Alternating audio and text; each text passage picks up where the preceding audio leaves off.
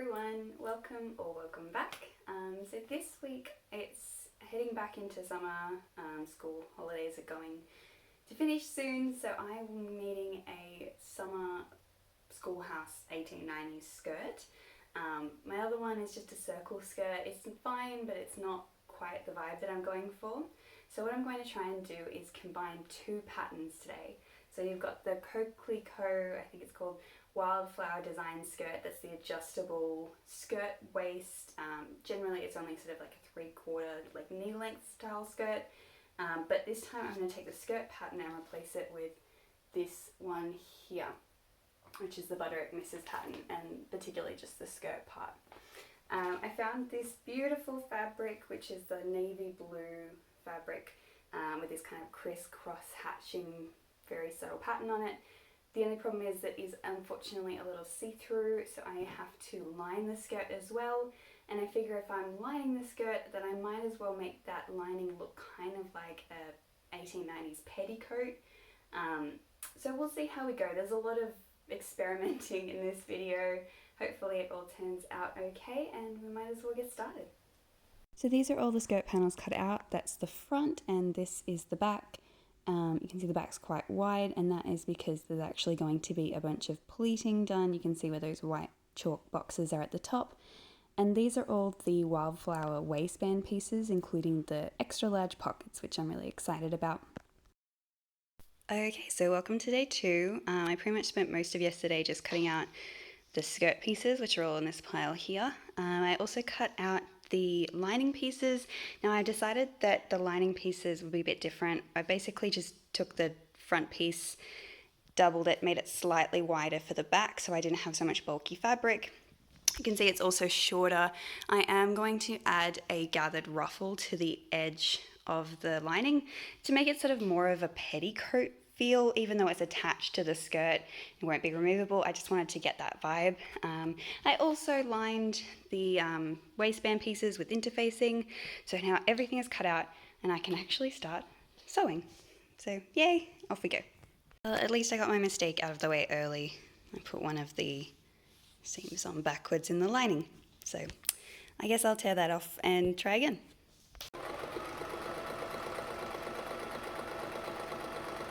Alright, so that's pretty much what I'm going to get to at the end of the first day. Here is the front piece all pieced together, and the gigantic back piece, which these parts here are going to be pleated, so they'll be a little bit cinched together, and the lining pieces are all pieced together as well. So I'm going to leave that there for today, and tomorrow I'll start working on the pockets and the waistband. So first things first, it's time to add the bias binding to the pocket front. I'm just using a black standard bias binding from a shop. I didn't really want to make my own, and it worked just fine with the black petticoat underneath. After that, I attached the pocket front to the pocket back, and you can see that it's got that lovely little pocket front. After that, I turned it inside out and pressed it, and the pockets were pretty much ready to go after that. Then it was time to fold down the sides of the front to make a really nice seam. I had already Z-stitched the side, so I didn't worry too much about doing a double fold.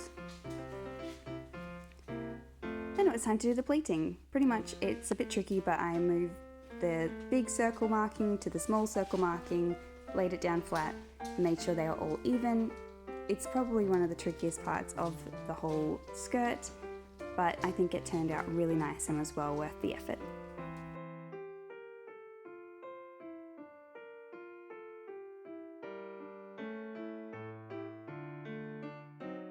Because I'm combining two different patterns, it was really important to measure the back pattern and make sure that the skirt panels fit with the waistband. Once I made sure they did, I could attach the pockets and pretty much finish off the back.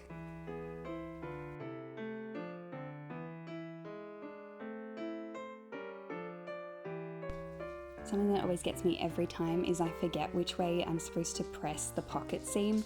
It's towards the pocket. It's gotten to the point where I've had to write it down now because I have to look it up every time.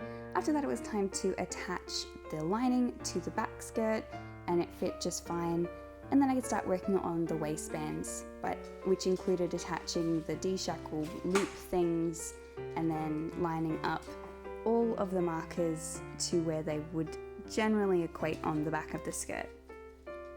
Once that was done, you sew the end bits, I guess, turn them inside out, and then fold the waistband down so that it matches on the inside and is very neat. And then it's time for a little bit of hand sewing while you watch TV.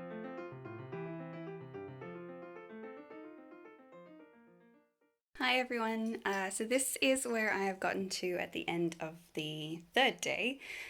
So I've pretty much completely done the waistband, including this lovely top stitching here. Here is how the back looks. Let me just spin Betty around. So it's got this beautiful pleating going on. I did have to add a few really tiny darts in there just to make the waistbands work together. But it's looking pretty good. Very happy with shape so far. I also put the front waistband kind of on, got a bit tired, so I ended up quitting halfway through. So I did the front part and I've just folded that over and pressed it and pinned it so it's ready to be done tomorrow. And then also the ties need to be done as well. But it's looking pretty good. You can see that the lining is on and it's going to get hung up as well overnight, just pinned to the front of Betty here, and that way they'll stretch out overnight, ready to go in the morning for the last bit. You can see that it is pretty long. It's a little bit longer than me. So I will have to do some trimming. I knew I was going to have to do that anyway to make sure it's the right length, which is why I've not put the lining bottom on yet. I'm going to do that at the very end. So yeah, I'll see you in the morning. Day 3 started out with completing the waistband ties for the front of the skirt and then some more hand sewing to whip stitch down the front waistband on the inside. Once that was done, it was time to shorten the outer skirt. I took about 17 centimeters off, and I think next time I'd probably change the pattern rather than just cutting off the skirt when I was done. Once both the skirts were the right length, I lined up the front and the back and attached them at the sides just underneath the pockets. This is a little fiddly. It just took a bit of time to make sure that the lining was right along the edge.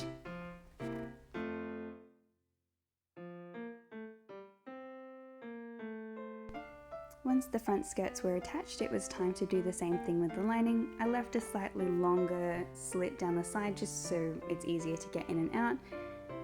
And it was just a quick straight stitch up the side. Then it was time to gather and edge the ruffle, 5 meters of ruffle. The gathering was a bit dangerous because I only did one gather stitch. I regret that. I probably should have done more than one, and it took me about an hour.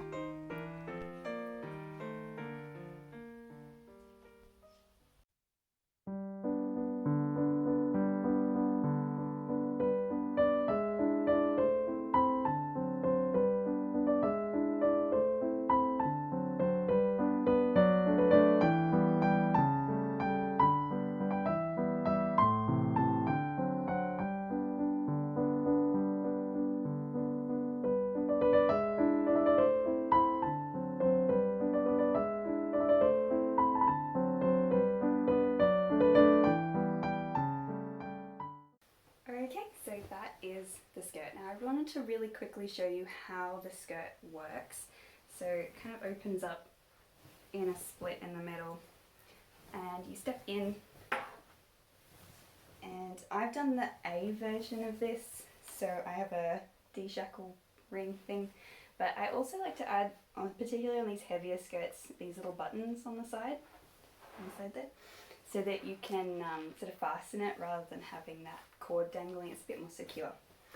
And then you just lift up the front and tie it at the back. Now I wanted to quickly go through some positives and negatives of this design that I kind of smushed together. Number one, this kind of sits a bit funny at the side sometimes just because that skirt panel is not really designed for this waistband.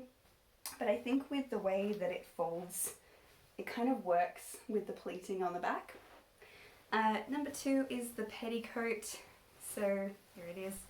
Because I hadn't really done any linings before, all the rough edges were the visible part, whereas the smooth parts were on the inside. So I think I would flip that next time if I was doing it again. But apart from that, I'm very happy with how this turned out. It's very swishy, it's a little heavier than I would have liked and pretty warm. But apart from that, I'm very happy, and I think it's going to make a great addition to my schoolhouse costume. And yeah, I hope you've enjoyed watching, and if you do, feel free to like and subscribe. Don't have to though, and if so, I'll see you next time. Bye!